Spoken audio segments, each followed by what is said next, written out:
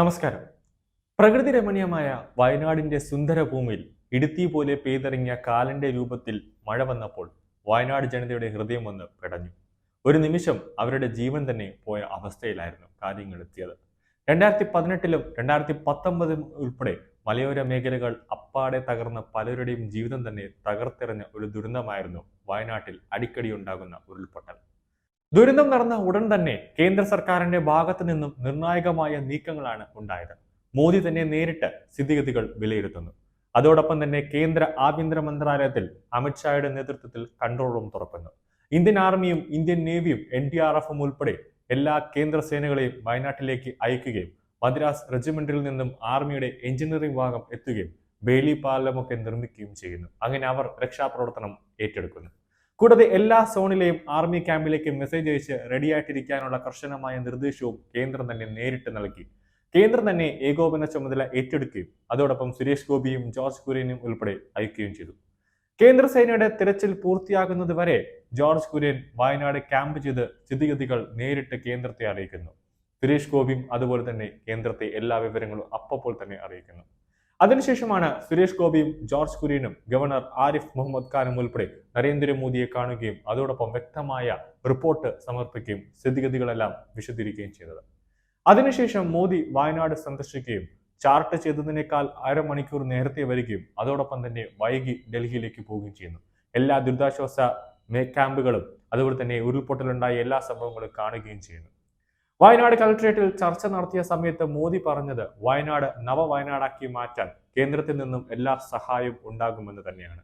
അന്ന് മുഖ്യമന്ത്രിയോട് പറഞ്ഞത് വ്യക്തമായ മെമ്മോറാണ്ടം കേന്ദ്രത്തിന് സമർപ്പിക്കാൻ പറയുകയുണ്ടായി.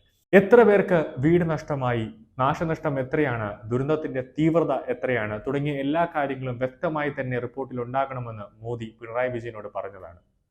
അതിനുശേഷം ഒരാഴ്ച കഴിഞ്ഞു. ഇതുവരെയായിട്ട് കേരള സർക്കാർ കേന്ദ്രത്തിന് ഒരു റിപ്പോർട്ടും കൈമാറിയില്ല.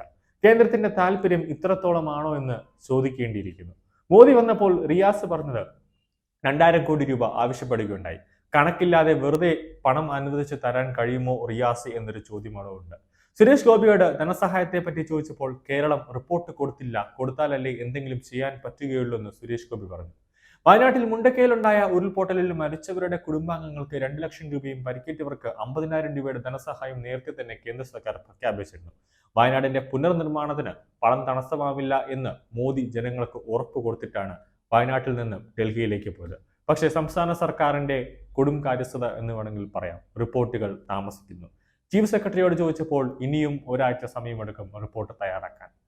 മോദി വന്നില്ല എന്ന് കേരള സർക്കാർ അടിക്കടി മാധ്യമ ചാനലുകൾക്കും പത്രങ്ങൾക്കും ഇങ്ങനെ പറഞ്ഞുകൊണ്ടിരുന്നപ്പോൾ എല്ലാം കഴിഞ്ഞതിന് ശേഷം മോദി വന്നു. അത് രക്ഷാപ്രവർത്തനം നടക്കുന്ന സമയത്ത് മോദി വന്നു കഴിഞ്ഞാൽ അവിടെ തടസ്സം സൃഷ്ടിക്കും, ഒരു തടസ്സം ഉണ്ടാകുമെന്ന് മോദിക്ക് നല്ലപോലെ അറിയാവുന്നത് കൊണ്ടാണ് എല്ലാം കഴിഞ്ഞതിന് ശേഷം മോദി എത്തി എല്ലാ സ്ഥിതിഗതികളും അവിടുത്തെ ഉരുൾപൊട്ടൽ സംഭവവും ദുരിതാശ്വാസ ക്യാമ്പിലും എത്തി എല്ലാവരെയും കണ്ടും എല്ലാ കാര്യങ്ങളും ചോദിച്ചും മനസ്സിലാക്കിയും അദ്ദേഹം പോയതിനു ശേഷം അദ്ദേഹം പറഞ്ഞൊരു കാര്യമുണ്ട്, വ്യക്തമായ മെമ്മോറാണ്ടം തയ്യാറാക്കാൻ.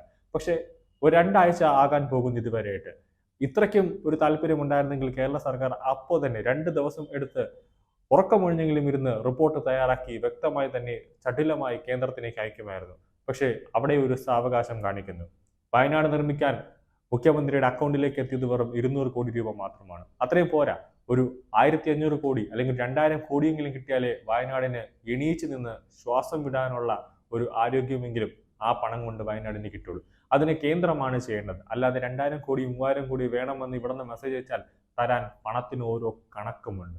അല്ലാതെ അവിടെ നോട്ട് അച്ചടിക്കുന്ന മെഷീൻ അല്ല നരേന്ദ്രമോദിയുടെ ക്യാബിനിൽ ഇരിക്കുന്നത് എന്ന കാര്യം പിണറായി വിജയൻ ഓർത്താൽ നന്ദി.